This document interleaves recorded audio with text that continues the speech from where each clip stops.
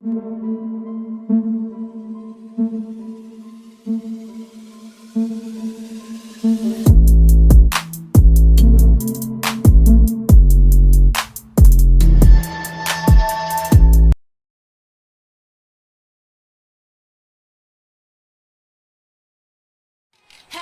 you like that? You gon' like that?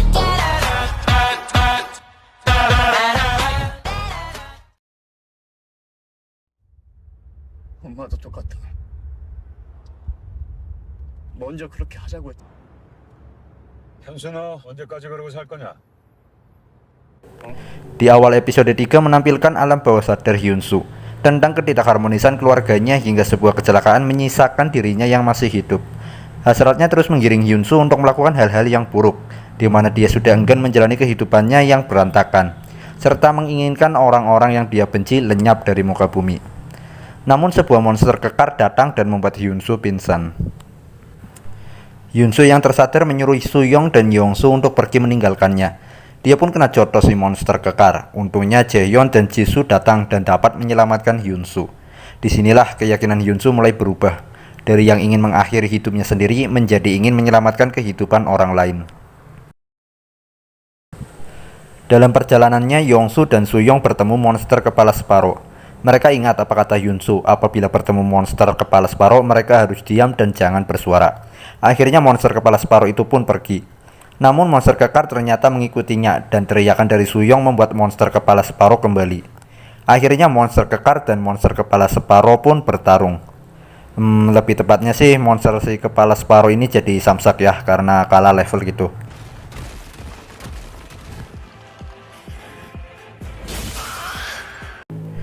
Di sisi lain, para penghuni apartemen mendapat siaran langsung dari Pak Presiden. Saat siaran berlangsung, Pak Presiden juga bereaksi dan akan menjadi monster. Itu membuat para penghuni apartemen menjadi ketakutan. Pada saat yang bersamaan, monster kekar dapat menemukan Yongsu dan Suyong. Namun ada seorang wanita yang berkeliaran di sana bernama Im Myung Suk. Dia adalah wanita yang mentalnya sedikit terganggu setelah kehilangan bayinya dalam sebuah kecelakaan. Myung Suk pun jadi target si monster kekar.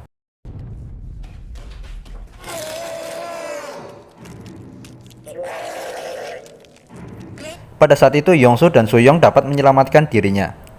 Jaehyun pun memberanikan diri untuk berduel dengan monster kekar. Hingga akhirnya mereka pun kejar-kejaran di sepanjang lorong. Hingga menemukan sebuah jalan buntu, Jaehyun dapat menghindar dari terkaman monster kekar. Hingga monster itu pun terjun bebas.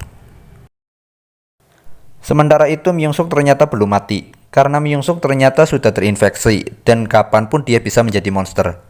Jisoo pun membawa Myung-suk yang masih jadi manusia untuk pergi ke apartemen Han-sik. Di sisi lain, Eun sudah tidak berambisi lagi untuk menjadi balerina dalam kondisi seperti ini. Dia pun menyayat-nyayat baju baletnya dengan tangisan. Yunsu, Han-sik, Jisoo, Jaehyun, Myung-suk, Yongsu, dan Suyong pun makan bersama. Han-sik memberitahu Yunsu agar dia belajar minum suatu hari nanti. Yunsu pun bertanya, apakah masa depan akan datang?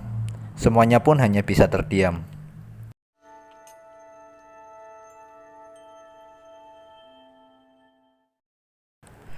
Bergeser pada Yi Kyung. Sekarang dia telah tertangkap oleh jaring monster laba-laba. Tinggal menunggu waktu untuk Yi Kyung menjadi santapan si monster. Di ruang CCTV, Eun Hyuk yang mengawasi sudah merasa ada yang tidak beres dengan Yi Kyung. Namun dia memilih untuk tetap tenang dan menunggu. Pemilik warung memutuskan menutup tokonya. Sementara itu, para penghuni apartemen yang lain mulai kelaparan. Datanglah Yoon Jae membawa sekoper makanan untuk para penghuni apartemen. Namun salah seorang penghuni merasa curiga dengan Yoon Jae karena ada bercak darah di dalam kopernya. Keesokan paginya, Cha Jin-ok menyelinap masuk dan membuka pintu utama.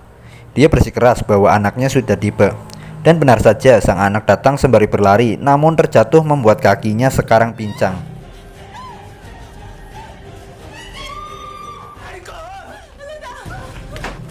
Sang tentara berinisiatif menjemputnya, namun seketika lidah dari monster botak berlidah panjang menembus dada si anak serta si tentara.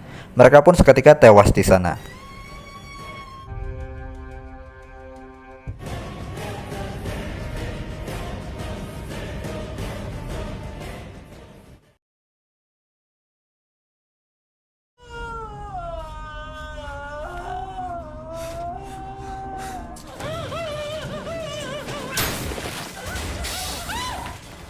Cha Jin-ok sebagai ibu menangis terseduh-seduh melihat sang anak harus tewas dengan cara yang tragis di depan matanya.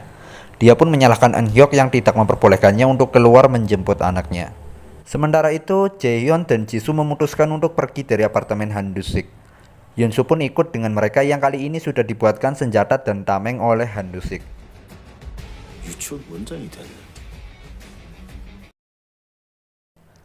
Shin berpindah pada suatu ruang apartemen di mana terdapat dua orang bernama An Gil-sop, seorang veteran perang, dan perawat pribadinya bernama Kim Yuri.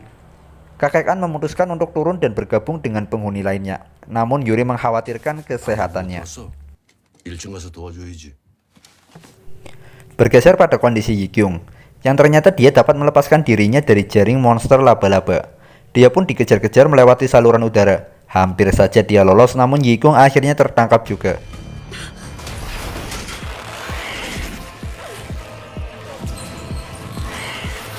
Yi-kyung dapat lolos setelah memotong lidah monster laba-laba dengan serpihan kaca. Ponsel Yi-kyung terjatuh di sisi yang berbeda, padahal ada panggilan dari seorang bernama Sang-won. Sang-won itu adalah tunangan si Yi-kyung. Di dalam toilet, Mas Gondrong dan pemilik toko ngehibah Eun-hyuk bahwa sebenarnya kepemimpinan Eun-hyuk tidak diharapkan. Itu membuat Eun-hyuk yang ada di sana merasa cukup kecewa. Eun-hyuk yang keluar dari toilet bertemu Yi-kyung yang berjalan tertatih-tatih. Yi-kyung pun langsung memukul Eun-hyuk karena dia sadar bahwa dia telah dijadikan umpan.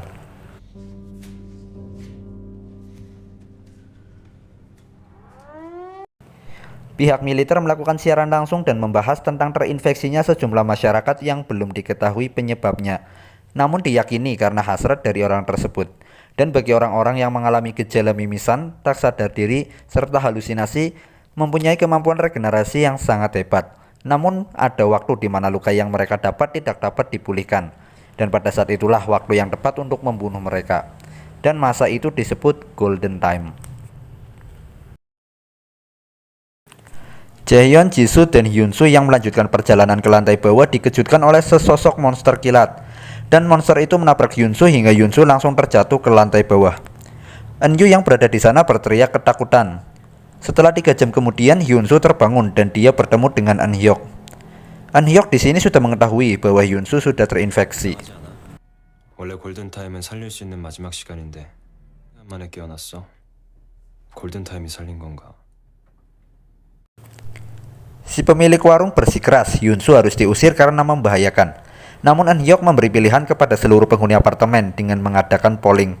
Apakah Hyun-soo yang sudah terinfeksi harus diusir atau diperbolehkan tinggal? Karena pada saat sekarang Hyun-soo masih seorang manusia. 이제 이 마지막 한 표가 중요해졌.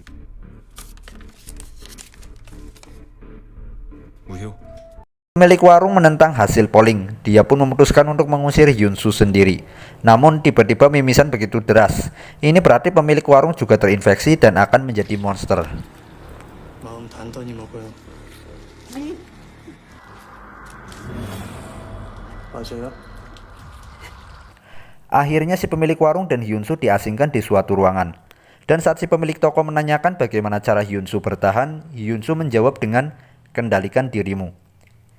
Bergeser pada Yi-kyung yang kali ini sedang murung karena dia tidak dapat menghubungi tunangannya karena ponselnya sudah hilang. Istri pemilik toko pun menghiburnya dengan memberinya makanan. Namun tiba-tiba Yi-kyung merasa mual. 왜 이상해요?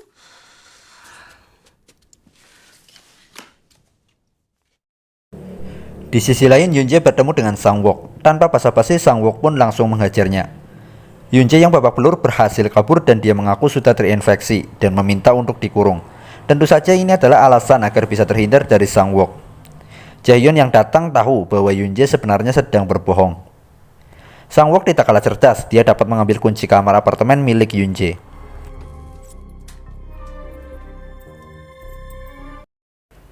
Eun-hyuk melihat tameng yang dibawa Jaehyun dan dia menanyakan siapakah yang membuatnya. Sementara itu, Soo-young memberitahu Han Du-sik bahwa Ibu Im sudah 1 jam tidak keluar dari kamar mandi. Han Du-sik pun mengeceknya dan dia merasa terkejut karena ternyata ada sebuah janin raksasa yang masih hidup di sana.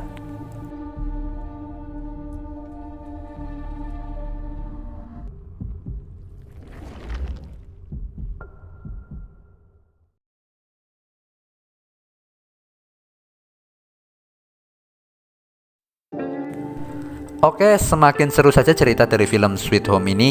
Terima kasih sudah menonton sampai selesai. Sekian dulu untuk video kali ini, nanti kita lanjutkan di episode berikutnya yang tentunya semakin menegangkan. Thanks for watching and ciao.